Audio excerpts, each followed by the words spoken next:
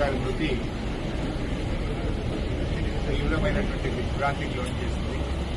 ముఖ్యంగా వారి మృతి యావత్ తెలుగు ప్రజలకు మొత్తం దేశానికి కూడా ఒక తీరని లోటుగా మనం చెప్పుకోవచ్చు. రామోజీరావు గారు తన జీవితంలో ఒక గొప్ప సామాజిక బాధ్యతను నిర్వర్తించారు. అక్షరానికి కూడా ఒక సామాజిక బాధ్యత ఉందని మరి సమాజానికి చాటి చెప్పి నిరూపించినటువంటి వ్యక్తి రామోజీరావు గారు. అంటే పేద ప్రజల గొంతుకగా తన పత్రికను నిలుపుతూ మరి ఎంతో మంది పేదల పక్షాన నిలబడ్డటువంటి మహనీయుడు. ఇవాళ పత్రికా రంగంలో మీడియాలో తనకంటూ ఈ రాష్ట్రంలోనే కాదు దేశ విదేశాల్లో ఒక ప్రత్యేకమైన స్థానాన్ని సంపాదించుకున్నటువంటి వ్యక్తి రామోజీరావు గారు. ఉదయాన్నే పత్రిక వచ్చిందంటే జిల్లా ట్యాబ్లెట్ స్టార్ట్ అయినాయంటే అంటే ప్రజలకు పత్రికల్ని చాలా దగ్గరగా చేసినటువంటి వ్యక్తి ఇవాళ రామోజీరావు గారు.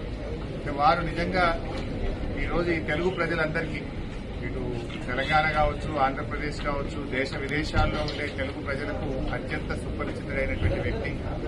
తనకంటూ ఒక చెరగని ముద్ర వేసుకున్నారు. ఇవాళ ఈ హైదరాబాద్ నగర అభివృద్దిలో కూడా తన పాత్ర ఉన్నది. ఇంత గొప్ప ఫిలిం సిటీని నిర్మించడం, ఈ ప్రాంత అభివృద్దిలో తాను కూడా భాగస్వామ్యమైనటువంటి వ్యక్తి. మరి అలాంటి గొప్ప వ్యక్తి ఈ రోజు మన మధ్య లేకపోవడం చాలా బాధాకరం. వారి కుటుంబ సభ్యులకు, వారి సన్నిహితులకు, వారందరికీ కూడా మా ప్రగాఢమైనటువంటి సానుభూతిని తెలియజేస్తూ మరి తప్పకుండా వారి పేరు, వారు చేసినటువంటి మంచి కార్యక్రమాలు ఇంకా కొనసాగాలని, ప్రజలకు అందాలని కూడా కోరుకుంటున్నాం. తెలుగు భాష అభివృద్ధి పైన కూడా, తెలుగు భాష నిలబడాలని, తెలుగు భాష 10 కాలాల పాటు ప్రజలందరికీ ఇది నిలబడే విధంగా ఉండే విధంగా కూడా ఆయన ఎంతో కృషి చేసినారు. తెలుగు భాష మీద ఆయనకు ఎంతో మక్కువ ఉండేది. ఈ భాష పరిరక్షణ కోసం కూడా ఆయన చేసినటువంటి కృషిని కూడా ఈ సందర్భంగా గుర్తు చేస్తున్నారు.